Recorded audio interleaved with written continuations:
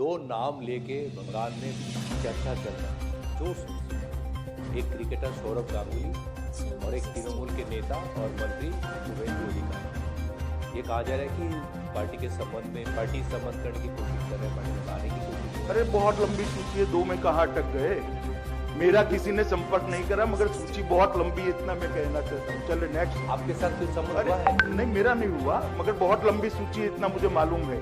जिनसे संपर्क होता है वो लोग बताते हैं। आप दो नाम तक सीमित मत रहिए, आगे बढ़िए। चलिए। अच्छा, Rohit, times of India. I'm sorry, I'm asking names কেন মাস্কে অনেক সময় we can't recognize. Sir, of late there had been some developments in the hills. Bimal Gurung, he has announced his severance of his ties with the BJP. तो पहाड़ में अभी जो situation है उसको आप कैसे देख रहे हैं? और एक सवाल और है सर कि आने वाले चुनाव में how will you ensure that people they get to cast their votes despite violence?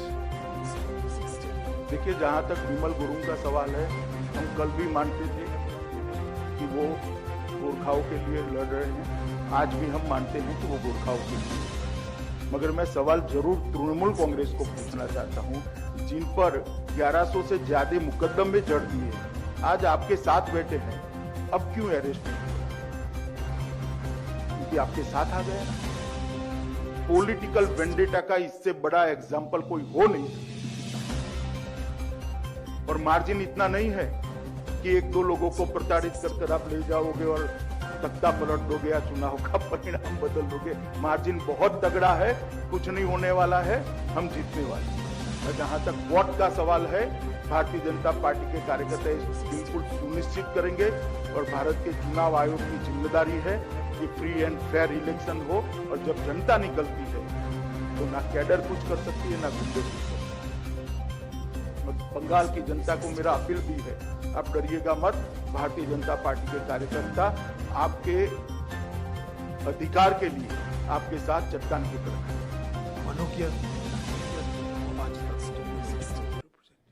Amit ji, मेरा सवाल पहला कि सीए हाल ही में पार्टी अध्यक्ष उन्होंने कहा था कि हम सीए को हर हाल में इम्प्लीमेंट करके रखेंगे। केंद्र में इसका कानून बन गया है, कब तक इसे इम्प्लीमेंट करेंगे? क्या बंगाल चुनाव के? ये देखिए, कोरोना की महामारी पर निर्भर है, मगर कानून बन गया है, इम्प्लीमेंट भी जरूर है। बंगाल चुनाव मैंने कहा ना, कोरोना महामारी पर निर्भर है, परंतु कानून बन गया है और इसको इम्प्लीमेंट भी जरूर करेंगे। और ये हमारा कमिटमेंट है कि जो शरणार्थी आए हैं उनको नागरिकता दें।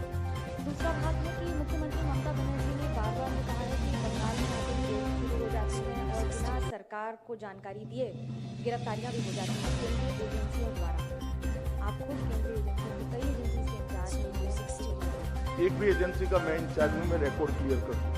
ना सीबीआई मेरे अंडर में आती है, ना ईडी आती है।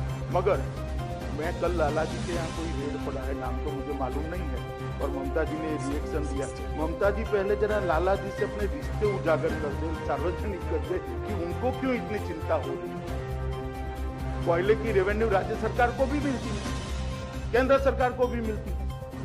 कोयले की रेवेन्यू की चोरी करने वाले व्यक्ति के लिए इतना क्यों चिंता हो रहा है? कि महिलाओं के अपराध के आंकड़े कम करने के लिए इतनी चिंता करी होती तो ज्यादा अच्छा होता।